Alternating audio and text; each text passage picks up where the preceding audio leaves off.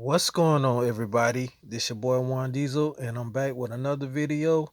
The name of this video is called Things You Never Knew Were Invented Due to the Great Depression. Before we get started, subscribe to this channel, hit that notification, hit that thumbs up, leave a comment, share this video and channel. That being said, let's get started.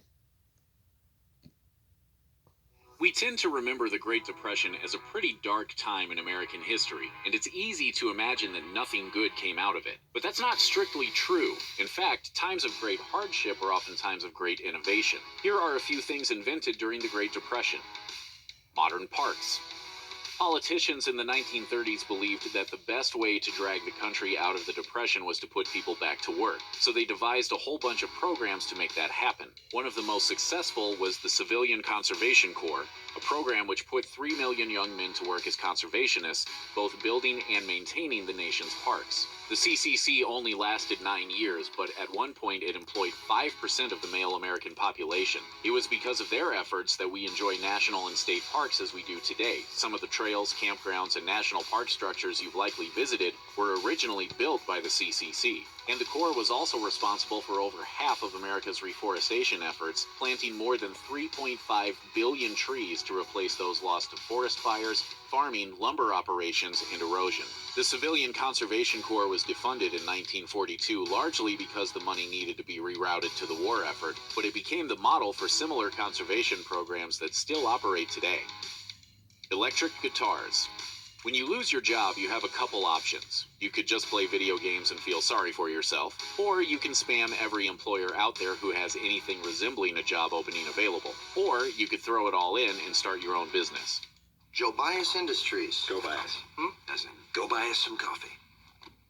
It's great. Looks good. Given the lack of the first two options during the Great Depression, the latter was often the only choice anybody had. That's what led Leo Fender into starting his business at the tail end of the Depression. After losing his government job in 1938, he decided to pursue his lifelong interest in electronics and opened a radio repair shop, then going on to build amplifiers for local musicians. He later partnered with Doc Kaufman to build an electric lap steel guitar, and by 1950, the Fender Musical Instruments Corporation was selling the first mass-produced electric guitar, the Fender Telecaster. You can probably guess what happened next. Stars like Jimi Hendrix, Buddy Holly, Stevie Ray Vaughan, and Mark Knopfler all bought Fender guitars, and that's by no means an exhaustive list. Fender himself died in 1991, having never actually learned to play the instrument he spent his whole life building and perfecting. An infamous board game. The original version of Monopoly actually predates the Great Depression by about 30 years. It was patented in 1903 by an activist named Lizzie McGee, who called it the landlord's game. The game was a political statement, supposed to teach players about the evils of capitalism. But in 1932, an unemployed and desperate guy named Charles Darrow decided to redesign Landlord's Game, then went on to sell it to the Parker Brothers, becoming a millionaire in the process. When asked how he'd come up with his phenomenal idea, he just shrugged and said, "It's a freak." Entirely unexpected and illogical. In many ways, Monopoly became a hit because of those hard times. It was a way for the destitute to escape the unfortunate reality of their lives and pretend to be rich for just a couple of hours. Canned meat. Spam was invented in 1937 as a way of selling unpopular cuts of pork. But even during the Great Depression, people weren't too keen on the idea of canned, unrefrigerated meat, despite the fact that it was an inexpensive and fast way to get food on the table. As a result, Spam didn't really begin to grow in popularity until World War II. What do you mean? I don't like spam!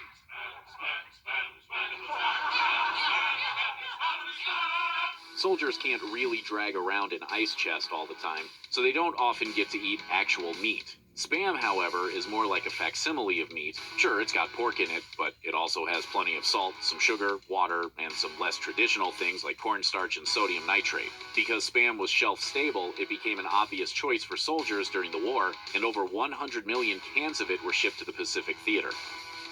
The economy.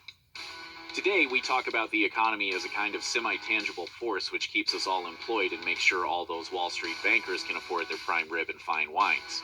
But the notion of the economy didn't really exist until the Great Depression. When the Great Depression struck, things just sort of went bad, and no one could really pinpoint the reason why.